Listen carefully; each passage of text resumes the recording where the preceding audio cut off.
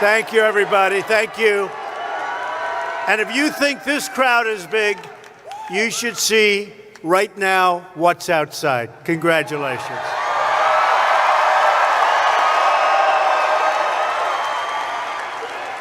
Hello, Pensacola.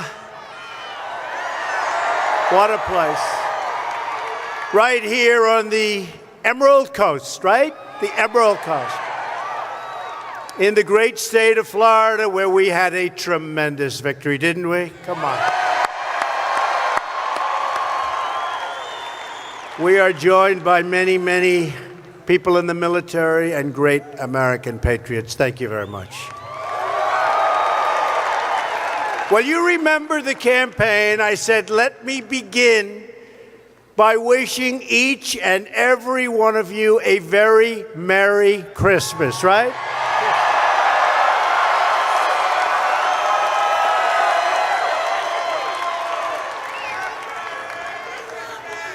And I can think of no better Christmas present for the American people than giving you a massive tax cut. That's what's happening. And your Senate and your House, hopefully, very shortly, will have those approvals. Those hands will go up, and you're going to be paying a lot less tax. So congratulations, I hope. They got to vote, and I think they will. I can't wait to sign that tax cut. Great for so many, but great for the middle class. We're going to put it into law. We're going to cap off an incredible first year in office. There's been no first year like this, or at least just about no. I think the answer is no, but I have to be very accurate because of the fake news back there.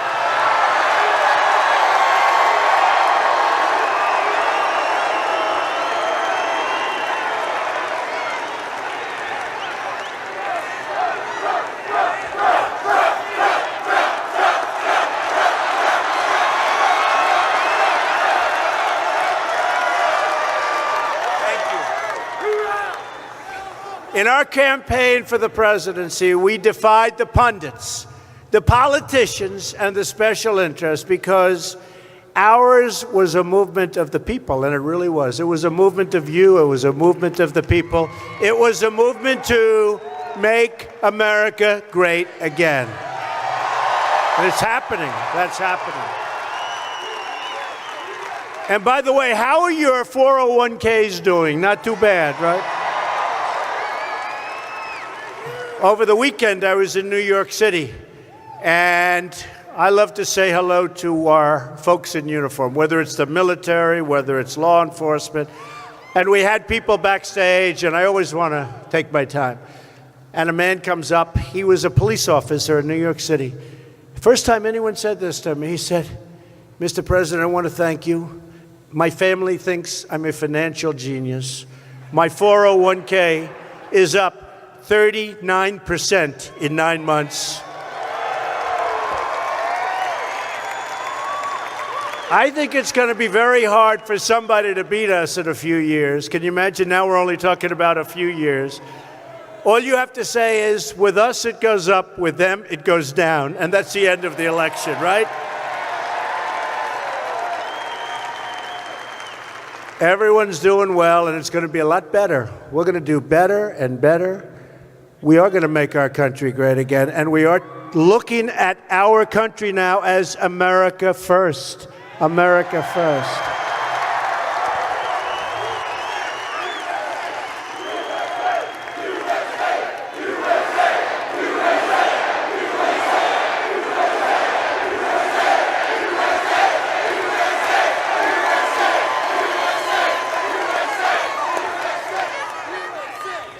So tonight we're going to speak straight to the American people and cut right through the fake news media. Right through it. We're going to speak the plain truth, and really the truth that you just want to hear, you have to hear, they don't want to hear. But And by the way, did you see all the corrections the media's been making? They're saying, sorry, they've been doing that all year. They never apologized. Maybe that comes with being the president. I don't know. I don't know. They've been apologizing left and right. They took this fraudster from ABC. They suspended him for a month. They should have fired him for what he wrote. He drove the stock market down 350 points in minutes, which, by the way, tells you they really like me, right? When you think of it. And you know what he cost people? And I said to everybody, get yourself a lawyer and sue ABC News. Sue them. So, and then CNN apologized just a little while ago. They apologized. Oh, thank you, CNN. Thank you so much. You should have been apologizing for the last 2 years. True. True.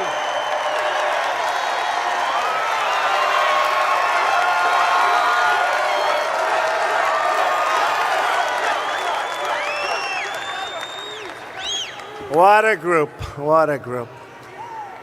But since the election, and they're not going to argue with this, we've created 2.2 million new jobs. Factories are coming back to our country. You know, we have factories pouring back into our country. You ever think you'd hear that? I used to tell you that's going to happen. See, now there's consequences when companies close up their factories, move to another country, make a product and sell it right through. They have consequences now. And by the way, those consequences are getting very steep, and they're going up. There's no more of that stuff. There's no more. In November alone, you saw this today, we added 228,000 jobs. I watched these anchors this morning. They were devastated. Did you say, oh, what's going on? And honestly, we have a long way to go. We're going to do much better than this, and I've been saying it, including another 33,000 new jobs in manufacturing. Where do you hear that, right? Hispanic unemployment is the lowest ever recorded. Any Hispanics here? Any Hispanics? Any Hispanics? You guys were great. Remember, they weren't going to vote for me because I'm going to build the wall, but they want the wall too. They want security.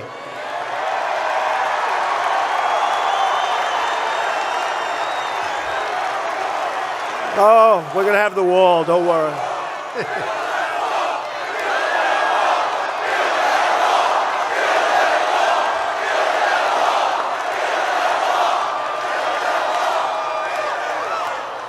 No, they want security.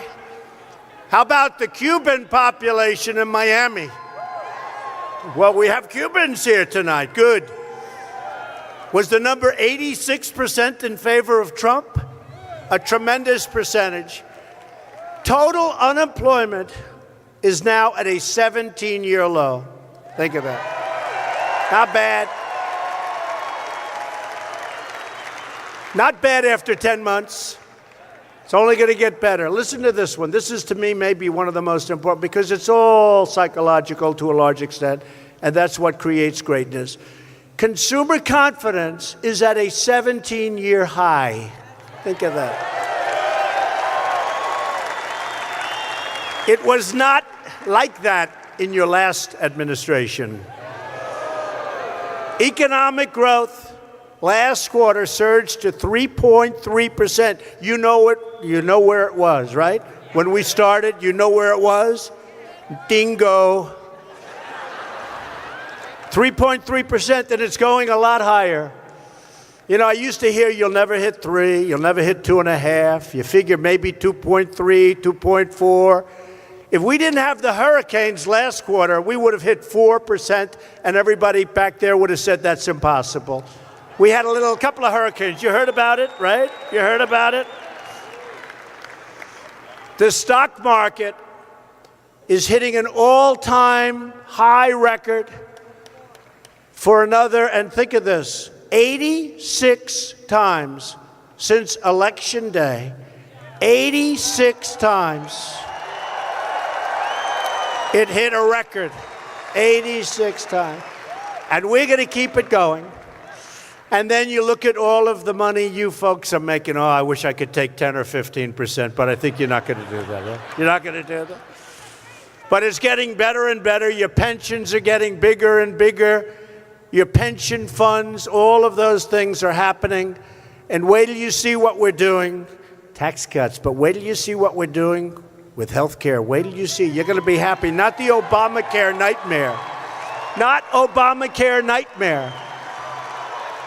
It's not that nightmare where your premiums are a disaster, right? They're a disaster. No, we have it going. You watch. We have some very good things happening with respect to health care, and the taxes are a part of it. And you'll see what happens right after taxes. You're going to see what happens, because with taxes, something great is going to get announced. We're getting rid of the individual mandate. That individual mandate, where you pay a lot of money for the privilege of not having to have insurance or health care. So you pay for the privilege of not getting taken care of. Isn't that a wonderful thing? And we're going to repeal it.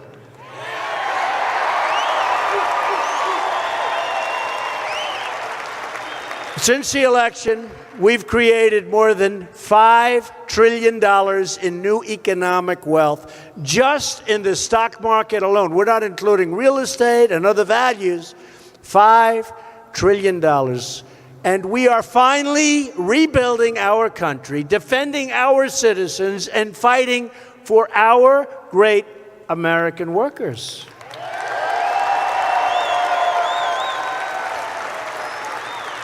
We're putting America first by renegotiating trade deals. We're renegotiating NAFTA. We're renegotiating our horrendous deal with South Korea. I kept you out of the TPP, which would have been a total disaster for you and for everybody else. And we're making individual deals with these countries. You know, when you get tied into 12 countries or 22 countries or 18 countries, you're stuck. It's a spider web. It's like this. If you have 16 good ones and 2 bad ones, as an example, you can't do it. You can't get out. When you have a deal one-on-one, nice, simple deal. We have a deal with Japan, or we have a deal with South Korea, or we have a deal with whoever it may be. If they don't treat us right, we send them what's called a letter of termination. See? These people always say, they're saying, TPP. Yeah, we're all these countries tied in. You can't terminate. You're tied into all the good ones. Thank you very much. Appreciate it. So you can't do what you have to do. So you send out a letter of termination. You give them a 60-day notice or a 30-day notice or even a 6-month notice. They then come back because we're the big piggy bank that everybody likes robbing. The whole world robs it. So they then come back and they say, can we negotiate? And we make a better deal than we had in the first place, right? But you can't do that when you have many countries tied in. You can't, I call it a spider's web. There's a lot of Washington lobbyists, bureaucrats, politicians who don't want to see things change. They're made a fortune. Areas around Washington, D.C. are the richest areas in this country. You saw it the other night. A list came out. We have 5 areas that are among the richest areas in the country. That's because everybody is making a fortune, and people outside of that area are paying for the money they're making. We're not going to have it. They like things the way they used to be. They don't like it so much now, although I must tell you, they're doing well also. They're doing well also. Their stocks are going up. I don't know if there's anything I can do to prevent it for those people. But they call themselves the resistance. You ever see these signs? Resist, resist.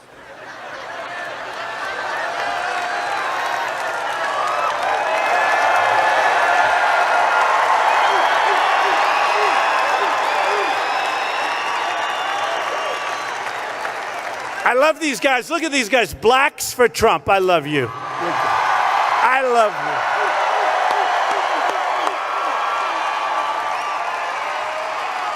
I love you. By the way, now that you bring it up, black home ownership just hit the highest level it's ever been in the history of our country. Congratulations.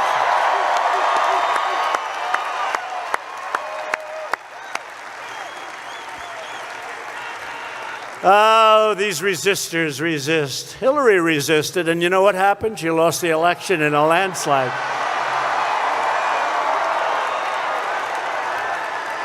But you know what they're really resisting?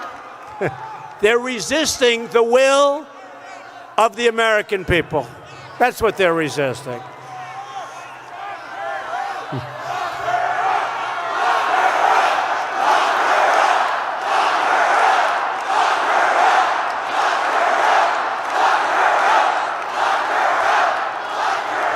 Look, it's being proven we have a rigged system. Doesn't happen so easy.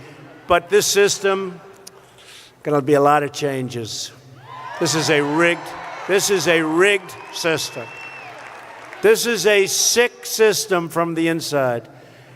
And, you know, there's no country like our country, but we have a lot of sickness in some of our institutions. And we're working very hard. We've got a lot of them straightened out, but we really do. We have a rigged system in this country, and we have to change it. Terrible. Terrible. They're resisting progress. They're resisting change because the only thing they really care about is protecting what they've been able to do, which is really control the country and not to your benefit. By the way, wages starting to go up. First time in 20 years, starting to go up. That's all going to happen. That's all going to happen. That's all going to happen. That's just a part of what's going on. But I'm going to do something better than that. We're going to have choice. Now, we have choice in education now. We're starting that, right? And I thought of it the other day. We're going to have choice in jobs so that you don't have one job and hang on even though you don't like it. You're going to have choice where you can take 5 jobs, 6 jobs, 7 jobs, pick the one you like at the most money. That's what's starting to happen because the jobs are coming in. That's what's starting to happen. Thanks to General Mattis and the military leaders and the allies. Mad Dog Mattis. Mad Dog Mattis.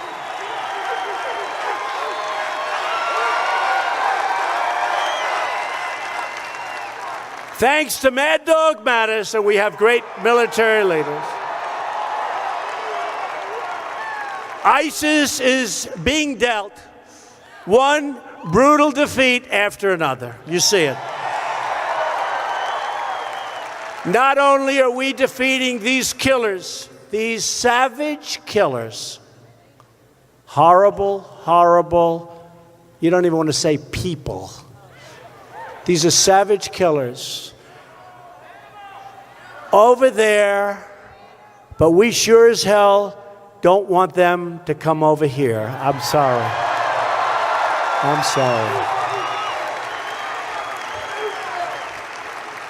You know, they come back to some countries and they come in. We're making it a very difficult process. We had such weakness. They'd go out, kill people, then they come back and they go back home to mom and dad. Okay, before they went nutso and start over here. We're making it very difficult. You see what's being happened. We're watching every single one. We have thousands of people right now under surveillance. Slow surveillance. That sounds familiar. That sounds familiar. Remember when I suggested something like that? Everyone said, Trump? Why is he said? Well, it turned out I was right about that one, wasn't I? America is being respected again abroad, and we are taking care of our citizens at home, and we're going to have safety, and we've got a lot more now. We're getting rid of the MS-13 animals. We're going to have safety again. Because America is more than just a place on a map. America is a nation. America is a family. America is ours to love and to cherish and to protect and to take care of, and that's what we're doing. We're going to take care of this country for our children and our grandchildren and our great-grandchildren, and we're not going to let people come into our country who are going to destroy our country.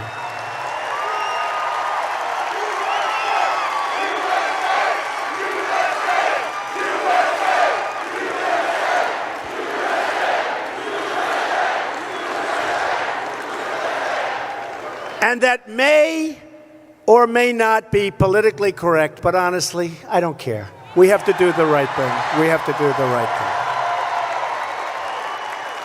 Our agenda is pro-family, pro-police, pro-worker, and 100% pro-American. That's what our agenda is.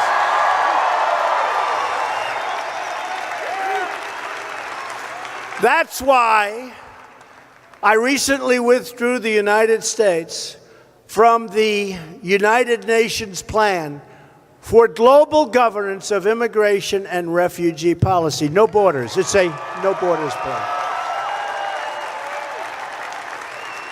They have a plan, no borders. I heard about it recently. I said, what are you talking about, no borders? No borders. No borders. Everybody can come in. If you don't mind, I've rejected that plan. Is that okay? Okay. I told them, not only do we want no borders, we want the strongest borders you've ever seen. We're going to have such borders. We'll have borders on top of borders. America's a sovereign country. We set our immigration rules. We don't listen to foreign bureaucrats. We don't listen to other countries telling us how we should be running our immigration. Thank you very much.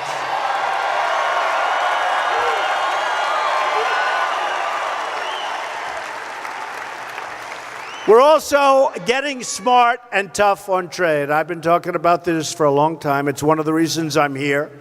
One of the reasons I'm president. We are renegotiating the disastrous trade agreements of NAFTA, of South Korea, of so many others. We are making great.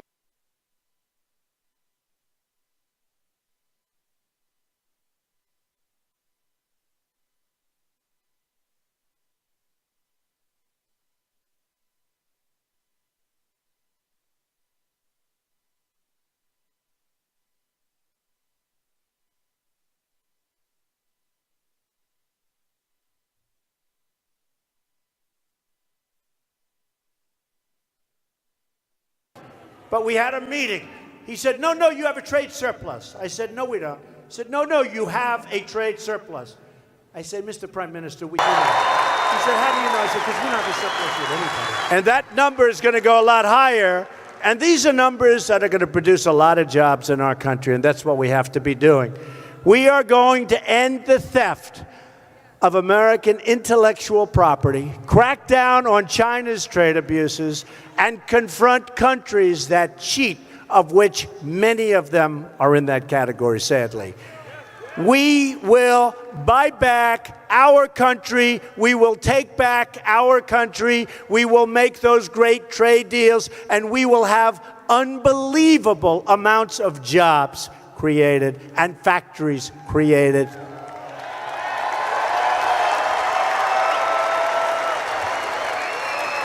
And we will do what other countries do.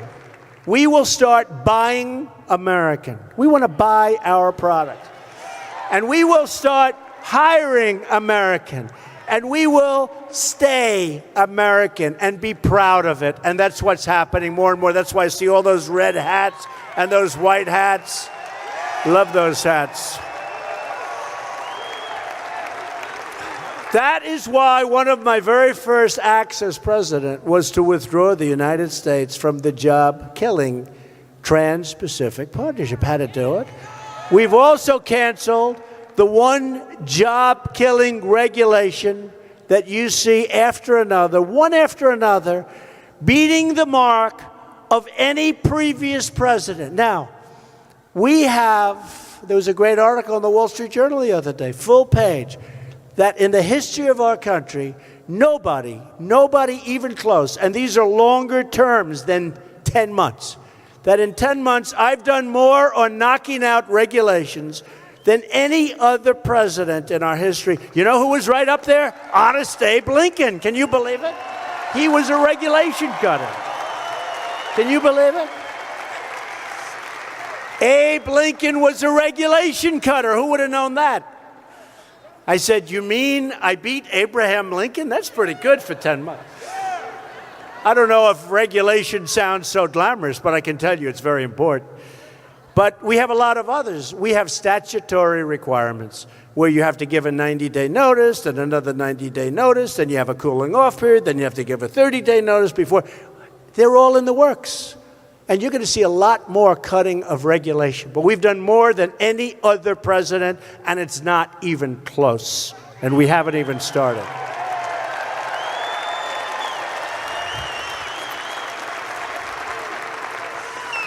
And as promised, and I used to come out here, I've been here 3 times.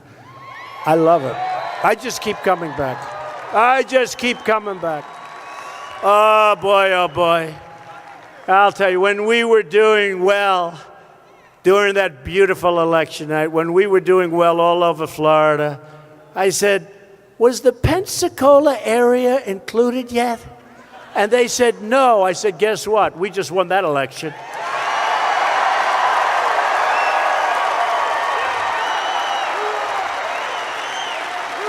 That's right. And as promised, remember, I announced that I would withdraw America, the United States, from the horrible, for us, good for other countries, it's great for other countries, from the horrible Paris Climate Accord.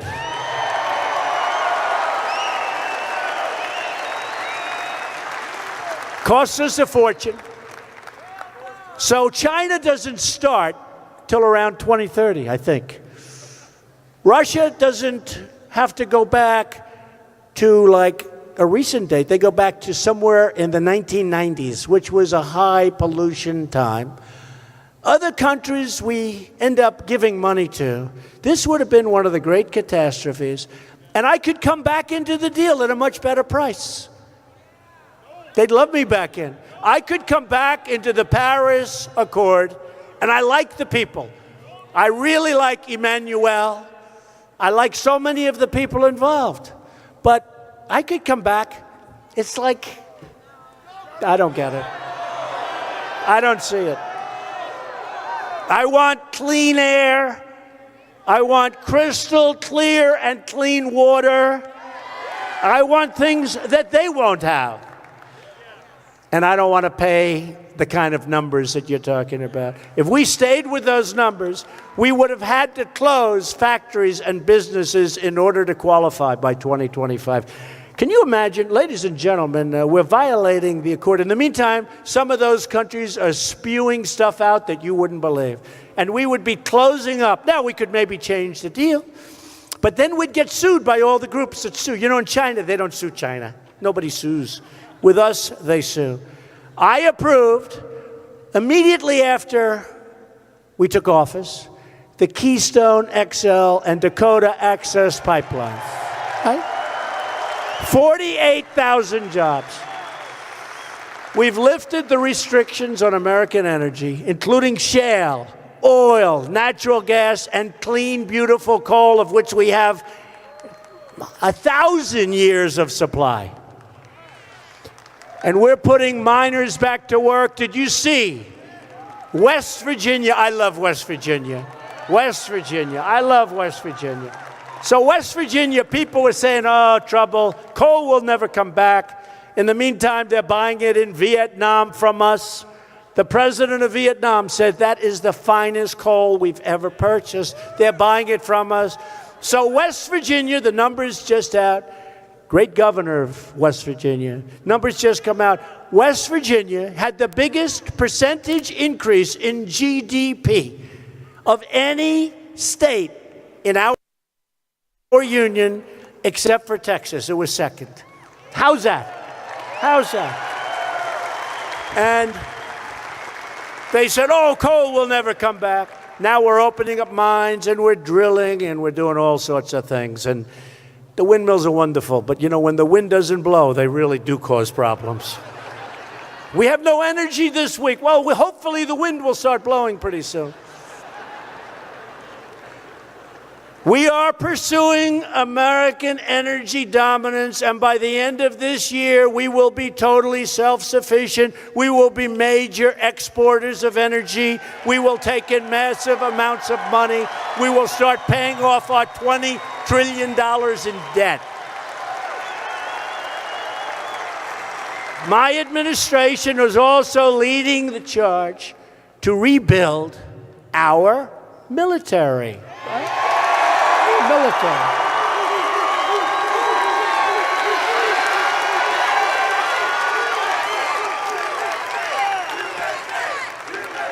We're supporting our troops and their wonderful military families, including those right here in the cradle of naval aviation.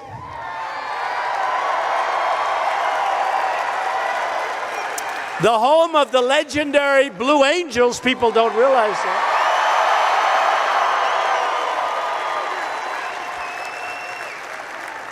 By the way, can those people fly or what?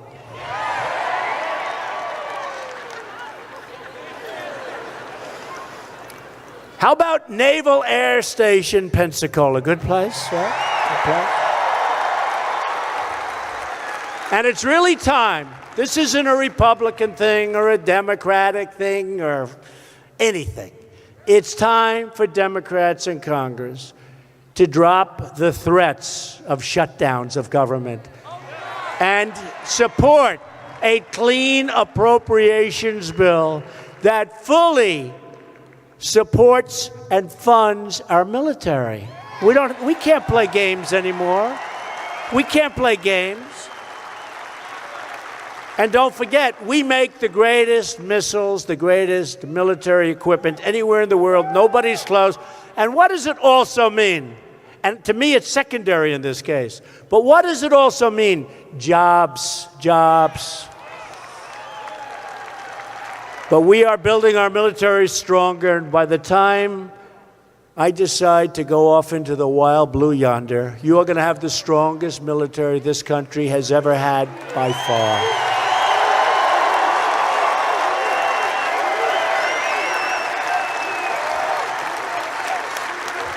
It's wrong and dangerous for congressional Democrats to hold troop funding hostage for amnesty, letting people pour into our country. We don't know who they are. We don't know where they come from. You saw what happened with beautiful Kate Steinle. This guy, he said he didn't know it was a gun. Oh, he didn't know. Oh, he didn't know. He didn't know it was a gun. That's his new line. Do you notice the federal government came in and brought another suit against him, right? We'll come in. That was a total miscarriage of justice. He didn't know it was a gun.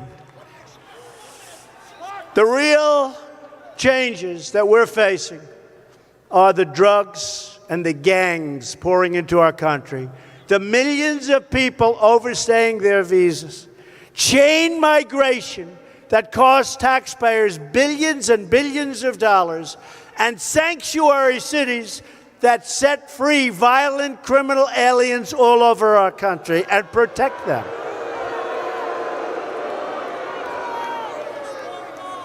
People come in and they're not necessarily good, like the man that ran over, the animal that ran over many people in New York City the other day. You saw that 2 months ago. He runs over people, goes on a beautiful, I know it so well, the West Side Highway. I know it so well. So beautiful. People running, jogging, trying to get in shape. He killed many people, ran them over. Chain migration. According to chain migration, he may have as many as 22 to 24 people that came in with him.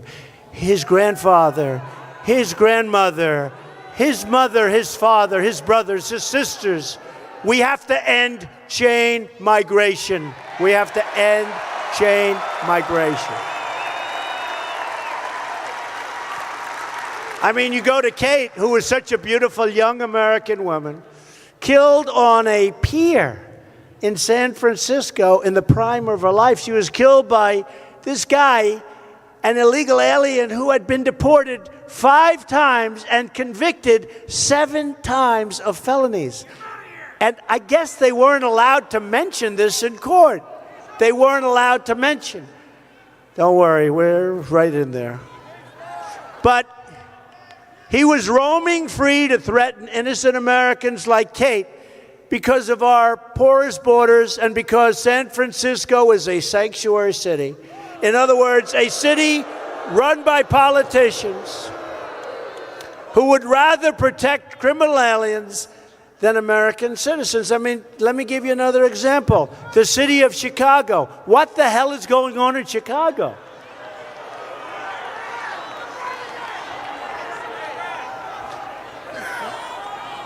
There are those that say that Afghanistan is safer than Chicago. Okay? What is going on? You know what's wrong with Chicago? Weak, ineffective politicians, Democrats that don't want to force restrictions and don't want, and by the way,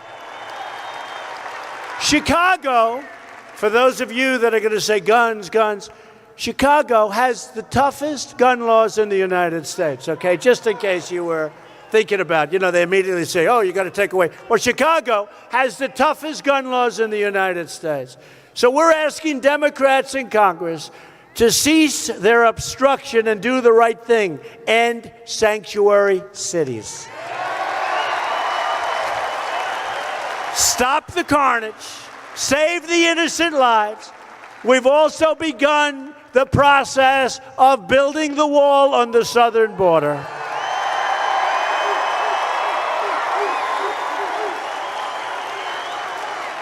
And we are empowering our immigration officers to do their job, and they're doing a great job. ICE and Border Patrol agents are working so hard, and they endorsed us for the election. I say us because it's really not me. It's us all together. It's us. It's us. We're a group, a big group, a big, beautiful group. All you have to do is look around here.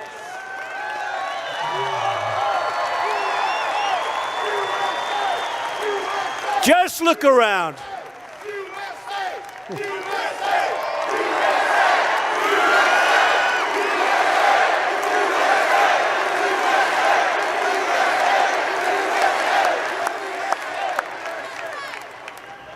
I just said, just look around, and the first thing I see is that big, beautiful Merry Christmas sign. I mean, can you believe it? Remember I told you 2 years ago when we started, I said, and it was summer, but I said, we're going to say the Merry Christmas, but let me just tell you, the department stores, right? They had the beautiful red walls. They had snowflakes all over the place. They had everything. Only one thing missing, the words Merry Christmas. They're using those words again. Do you notice? They're using those words again.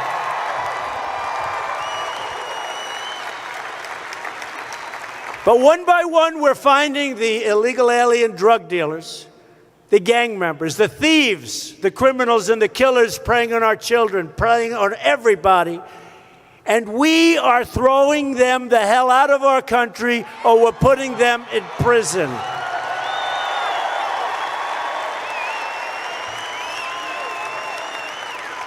And because our borders now are strong as they should be, and they're going to get much stronger, we will not let these people back in. It's time for Congress to adopt a pro-American immigration agenda. Every member of Congress should be asked where they stand on these issues. Blocking funds to sanctuary cities. I don't want to give sanctuary cities money. Passing Kate's law to put repeat offenders behind bars for a long period of time. Increasing the number of ICE officers, who are fantastic, and Border Patrol officers, so we can dismantle vile criminal gangs like, as I said, MS-13 animals. Ensuring that new immigrants to our country are financially self-sufficient and will not be on welfare the day they come in. And as I said, ending chain migration. We want a system that is merit-based. They come in on merit. They don't come in a lottery system. How about the lottery system, folks? You see that? That's the guy in New York City.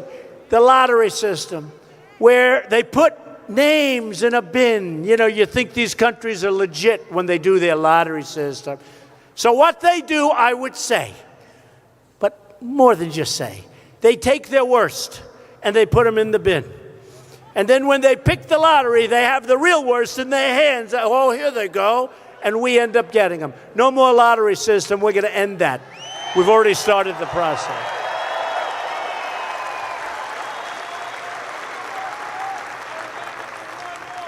We want people coming into our country who love our people, support our economy, and embrace our values. It's time to get our priorities straight. This guy's screaming, "We want Roy Moore." He's right.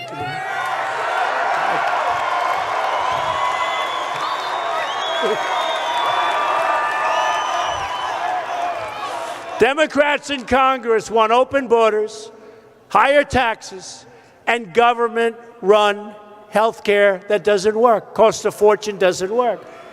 They're soft on crime, and they want to suffocate our economy with socialist-style regulation. Raise your taxes through the sky. They don't want to vote for our tax cuts because they want they want tax increases. That's why we need a Republican in the House. We need a Republican in the Senate. We need more of them. And by the way, just so I can satisfy this gentleman out there, how many people here are from the great state of Alabama? Whoa.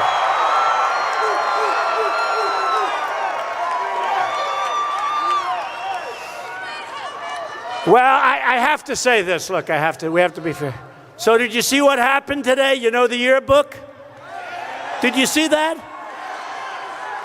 There was a little mistake made. She started writing things in the yearbook. What are we going to do? Gloria Allred, anytime you see her, you know something's going wrong. We cannot afford, this country, the future of this country, cannot afford to lose a seat in the very, very close United States Senate. We can't afford it, folks. We can't. We can't afford to have a liberal Democrat who is completely controlled by Nancy Pelosi and Chuck Schumer. We can't do it. Can't do it.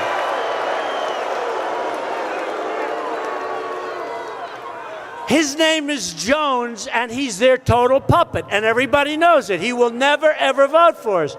We need somebody in that Senate seat who will vote for our Make America Great Again agenda, which involves tough on crime, strong on borders, strong on immigration. We want great people coming into our country, building the wall, strengthening our military, continuing our great fight for our veterans. I love our veterans.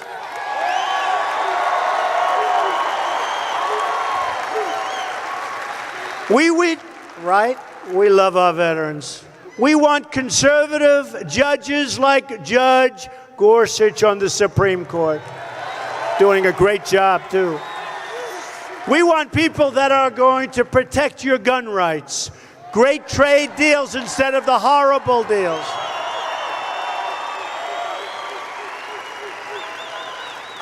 And we want jobs, jobs, jobs. So get out and vote for Roy Moore. Do it. Do it. Do it. Working with Republicans in Congress, we've already signed 88 pieces of legislation. We get no credit They always say, well, you know, President Trump really needs this tax bill because he hasn't passed any legislation. Well, so far in 10 months, we've passed more during this period of time than any other president in the history of our country. And the second, let's call runner-up, is Harry Truman was second. So we passed all of this, including the long-awaited Veterans Accountability Act. You know what that is, right? David Shulkin, our secretary, has done a great job. The VA was a mess. So many parts of our country. Hey, they left me with North Korea. They left me with a mess in the Middle East. They left me with Afghanistan, which was a disaster. We'll make a lot of progress in Afghanistan, just like we have with getting ISIS out of Iraq, getting ISIS out of Syria, knocking the hell out of them. They left me with a mess. But we're cleaning up the mess. We're cleaning it up. And with time, we'll have it spinning like a top. For decades, veterans have asked for a law to hold corrupt and incompetent employees at the VA accountable. But it never happened. Then we got it done. This piece of legislation, for decades, they've wanted. You couldn't fire anybody at the VA if they were sadists, if they were horrible people, if they wouldn't show up to work, you couldn't fire anybody. Now, we look at them, they're no good. We say, you're fired, get out of here.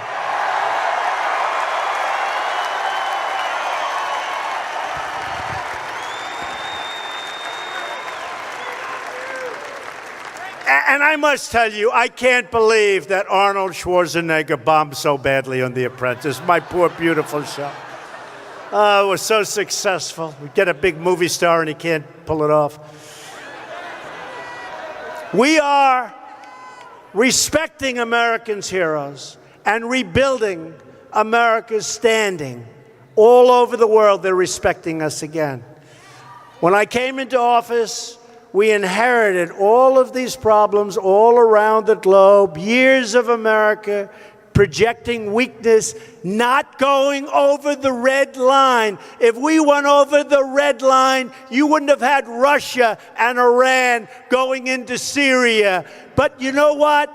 He said, you're never going to do it. Don't ever violate the red line. They violated the red line. He did nothing. So Russia went in and Iran went in. But you know what? We had 59 missiles and they used gas. And we said, you can't do that. And we hit our great military from ships 700 miles away. 59 missiles and 59 perfect hits.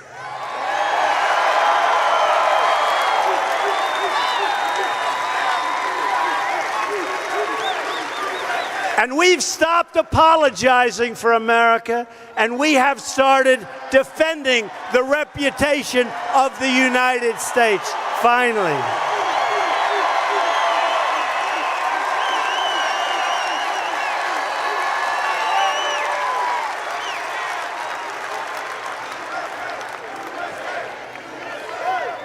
To prevent Iran from ever obtaining a nuclear weapon, I recently declined to certify the disaster known as the Iran nuclear deal, a total disaster.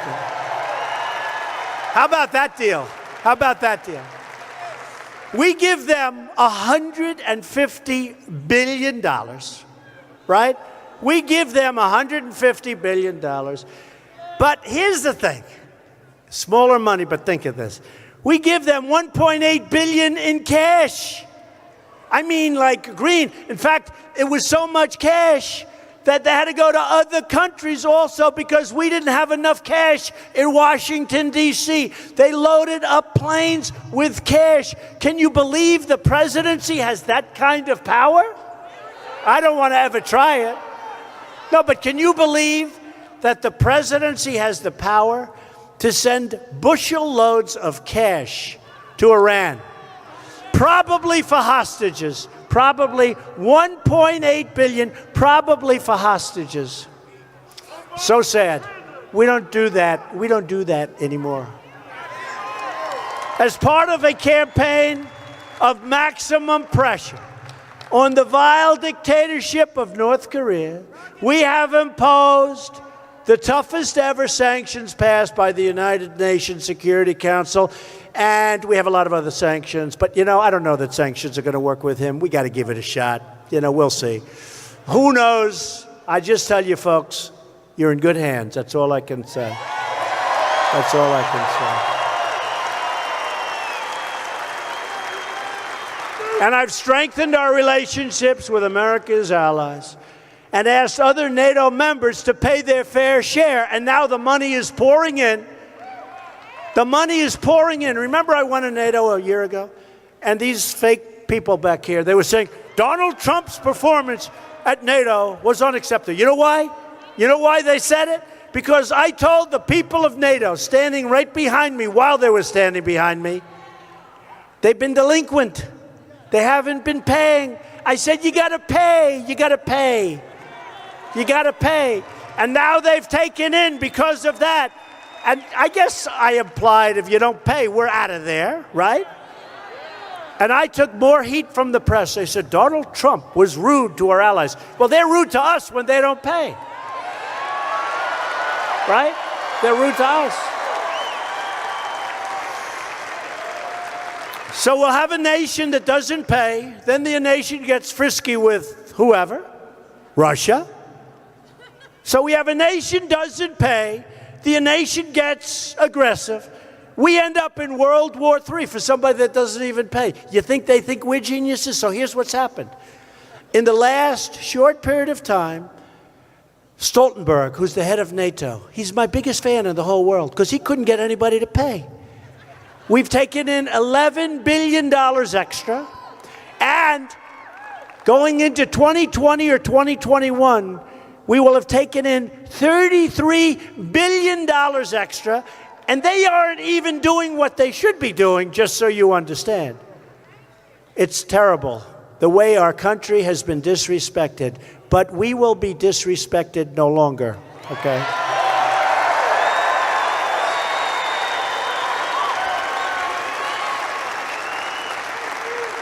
Now, tomorrow morning, you'll see from these fakers back there, Donald Trump again disrespects NATO. I don't disrespect NATO. I think NATO's wonderful. But you know what? We're paying for 80% of NATO. Could be higher. They say 72%.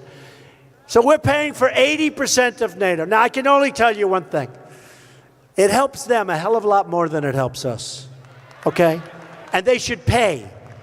Germany's paying 1%. We're paying 4%. Explain that one to me, right? And Germany has unsustainable cash flow. I read a report. Their cash flow is unsustainable. So I said to Angela, Angela, send a little of that cash flow our way. And she said, but Donald, because we're protecting them. We have 40,000 soldiers in Germany. Nobody even knows that. I said, Angela, let us have some. She said, Donald, the German people wouldn't be happy with that. I said, well, you know what? The American people aren't happy with the way we have it now, okay? The American people aren't happy. And at home, we're restoring the rule of law. We're interpreting the Constitution as written, defending the Second Amendment. You'll keep your guns. And protecting religious liberty. We are protecting religious liberty. And we're getting rid of the Johnson Amendment.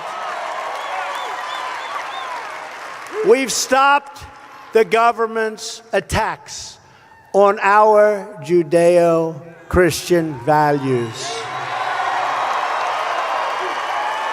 Because we know that families and churches, not government officials, know best how to create a strong and loving community. We know that. Getting rid of the Johnson Amendment, study that up. That's a big thing. That's a big thing. A lot of people are very, very happy about that.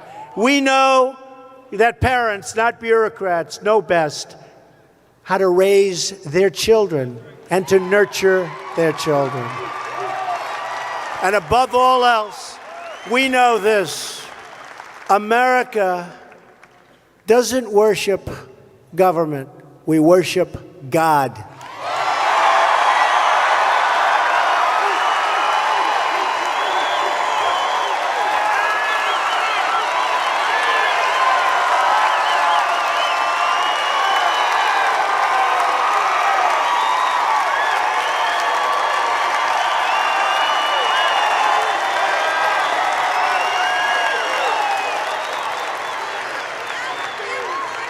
All of us here tonight are united by the same values. We love our country, and we are proud of our history. We are so proud of this country. We honor our heritage, and we treasure our freedom. We support our incredible men and women of law enforcement. We believe the United States military is the greatest force for justice in the history of the world, and we are going to take care of it, and we are going to properly fund it, and we are going to have the finest weapons, because when we do all of that, we are much, much safer.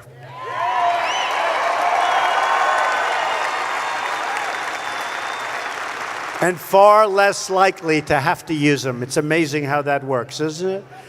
We believe that every American should stand for the national anthem.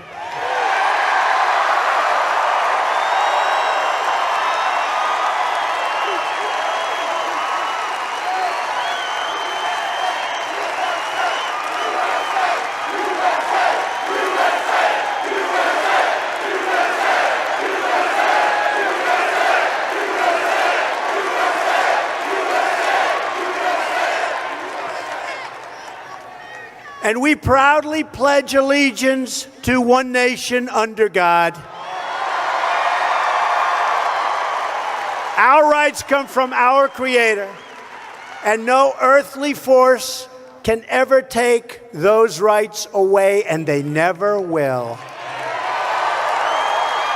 That is why my administration is taking power back from global bureaucrats and returning that power back to the American people. And you see it all the time. You see it economically, you see it at the church, you see it in every different way. We don't sing a global anthem. Our troops don't wear a foreign uniform.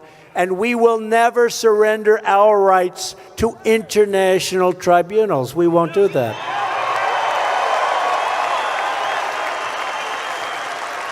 We proudly sing the Star-Spangled Banner. Our brave troops fight and die for the red, white, and blue, and we protect and preserve the American Constitution that we cherish.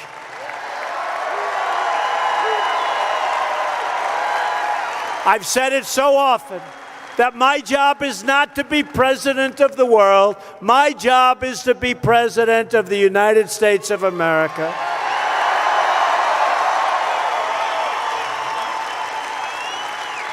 Yet there are powerful forces in Washington trying to sabotage our movement. These are bad people. These are very, very bad and evil people. They know who they are.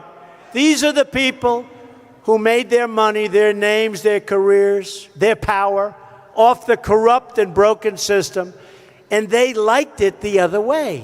So they will do anything at any time, and they'll never stop. But you know what? We're stopping them. You're seeing that right now. You're seeing that right now. We're stopping them. It's corrupt, it's rigged, and we're stopping them. They will lie and leak and smear because they don't want to accept the results of an election where we won by a landslide.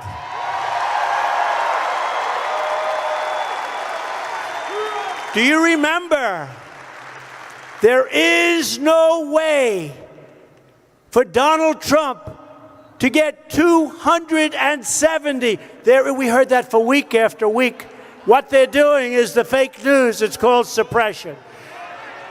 Just like they give the fake polls. I call it fake news, fake polls. A poll came out today on CNN, such a fake. A poll came out. They'll have to apologize for that one. Another one came out that was through the roof, but it wasn't on CNN. But I will tell you, look, we need honesty. We need some love in the country. I'd love to bring both sides together if that's possible. There's a lot of hatred out there, but I would love to be able to bring both sides together. But remember this, the same failed voices in Washington who opposed our movement right from the beginning are the same people who have undermined the credibility of our government institutions. They're the same ones who gave us one terrible trade deal after another and one foreign policy blunder and disaster after another with no accountability and no apology. The Washington insiders who oppose our movement are the same people who sacrificed our sovereignty, our wealth, our borders. Look at our country. We owe $20 trillion. Think of it. We have spent, as of 2 months ago, almost $7 trillion in the Middle East. And you know what we have? We have nothing. It's worse than it was 17 years ago when they started. These are the people that fight us. And if I want to fix up the roads in this country, they say, oh, well, we don't want to spend money for that. It's a tiny fraction. We could have, with that $7 trillion, not billion, $7 trillion, we could have rebuilt our country 3 times over. They've had their chance at running this country and they failed. So I think I speak for everyone here tonight, and I appreciate you being here, especially in numbers where you can't even get into the corners. When I proudly say, you know the beautiful thing? I was telling some of my friends backstage, the amazing thing about this, and all the people that couldn't get in, when an election is over, they tell me, what do I know? I've been a politician for a little more than 2 years. So what do I know? Although I'm doing a good job, I guess, right? I'm president.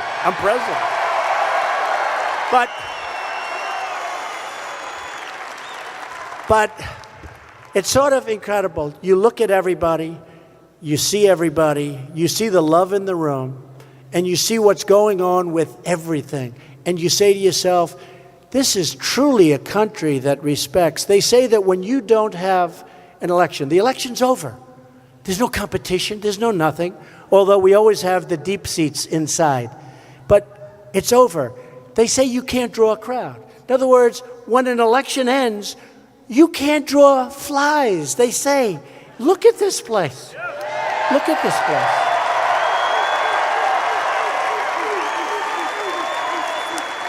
I'll never forget on the trail I'd go, we'd have 20,000, 25,000. We went to Mobile, Alabama. We had 49,000 people. We went to Michigan the night of the election. I got there, started speaking at 12:30 in the evening. That means it was already election day. We had 32,000 people there. Michigan hadn't been won in many, many years by a Republican. Hillary Clinton went there in an emergency because she was told that day that she was doing badly in Michigan. She went there. She had a crowd of like 600 people. I had 32,000 people at 1 o'clock in the morning. I said, why are we not going to win? Why are we not going to win? And we won. We went to Wisconsin. Hasn't been won in many, many years. You remember that? We went to Wisconsin. Hadn't been won in many, many years. She decided not to go. Thank you very much, Hillary. I guess the Russians advised her not to go. You know, the guy. But she decided not to go. And her husband supposedly said, you better go to Wisconsin. You better go to Michigan. I don't like what I'm seeing. I was in Michigan, and I was driving down the street, and they have a Trump-Pence sign on every single lawn all the way to the arena. You better go there.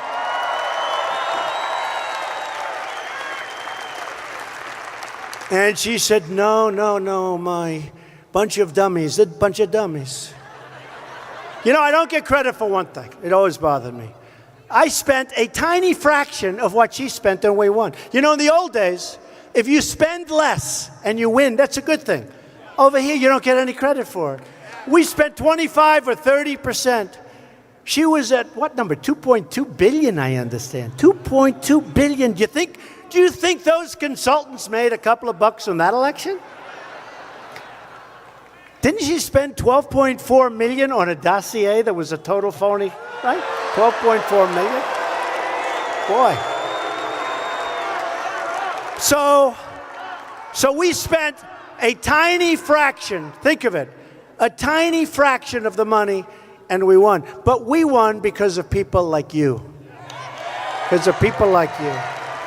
And I'll tell you what, if the Democrats had won that election, instead of being up 39 points in your 401ks, you'd be down 50% from Election Day, I'm telling you, because it was ready to go down the tubes. I will tell you that.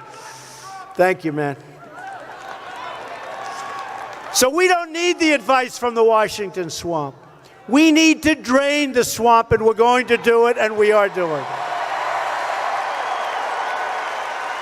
That's why I don't really care about all the bitter attacks, all the phony stuff going on.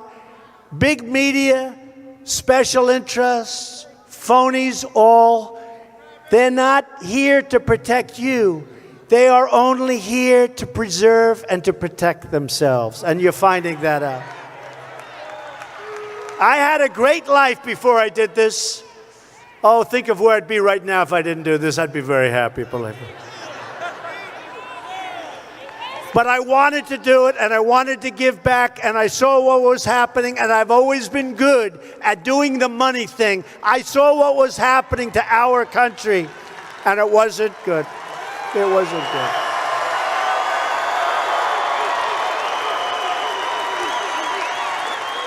I took this job on behalf of the forgotten men and women of our country. But guess what? They are forgotten no more. No more.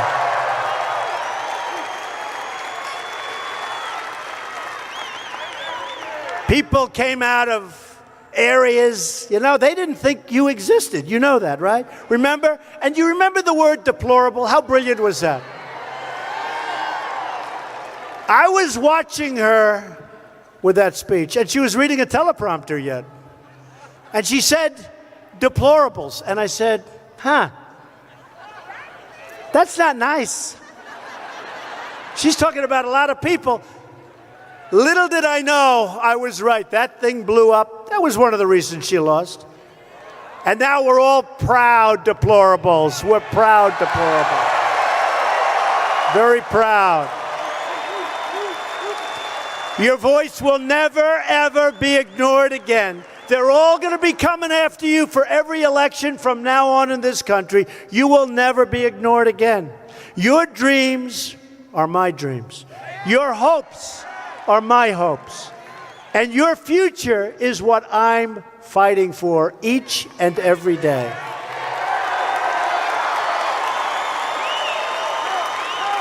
We're just getting started.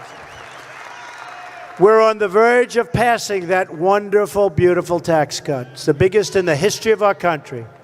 It doubles the amount of income taxed at the rate of 0. It lowers tax rate. It expands the child, you know that, the child tax credit so broadly. It provides relief from the estate tax, also known as the death tax. It cuts small business taxes. It reduces the corporate rate, very importantly, from 35%, which is the highest in the industrialized world, all the way down to 20%. You're going to have new companies coming in. You're going to have jobs, jobs, jobs. And it brings corporate money from overseas back where it belongs. And we're talking about possibly in excess of $4 trillion that we can finally bring back. The typical family of 4 earning $75,000 will see an income tax cut of up to $2,000, cutting their tax bill in half. People don't know it, and they don't want to report it. These people don't want to report it. Our business tax cut is expected to raise annual income for the typical household by more than $4,000. They don't want to tell you that. They don't want to tell you that. Fake news. Our plan means more companies will move to America, stay in America, and hire in America. We want every American to know the dignity of work, the pride of a paycheck, and the satisfaction of a job well done.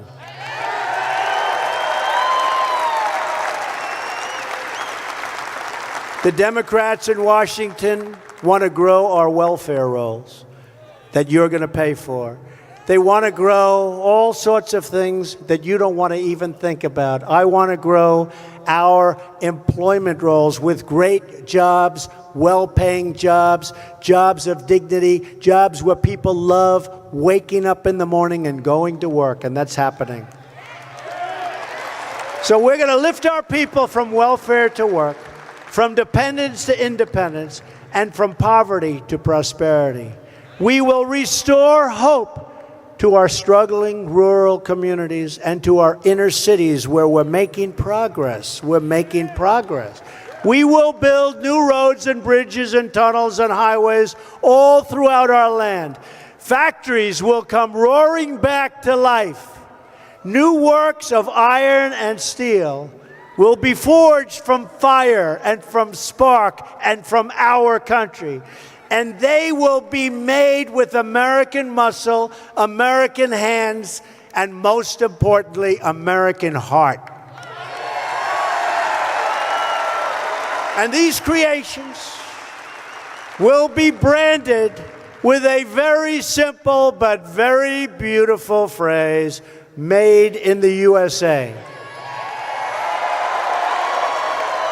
We have it in our power to build this future together. A future of patriotism, prosperity, and pride. We all share one home and one glorious destiny. And whether we are young or old, I feel very young. Do you feel young? I feel. Whether we are from the city or the country, and whether we are black or brown or white, you've heard it before, we all bleed the same red blood.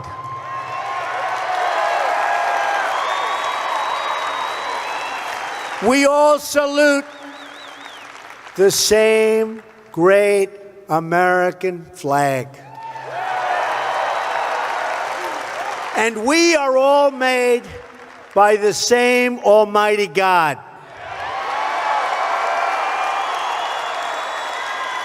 We are the nation that dug out the Panama Canal, won 2 world wars, put a man on the moon, and brought communism to its knees.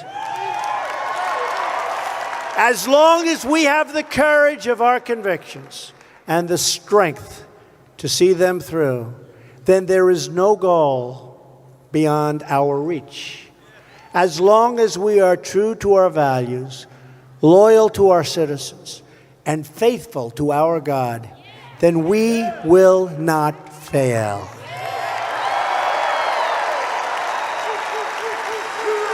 This is your land. This is your home. And it's your voice that matters the most. So speak up, be heard, and fight, fight, fight for the change you've been waiting for your entire life, for the change that you already see happening. Our revolution didn't end on November 8th. That was just the beginning.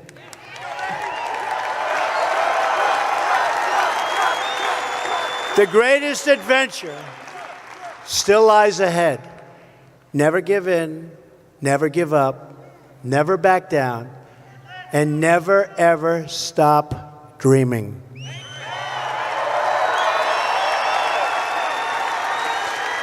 Because we are Americans, and the future belongs to us. The future belongs to all of you. So with American pride swelling in our hearts and American courage stirring in our souls, I say these words tonight. Together, we will indeed make America strong again.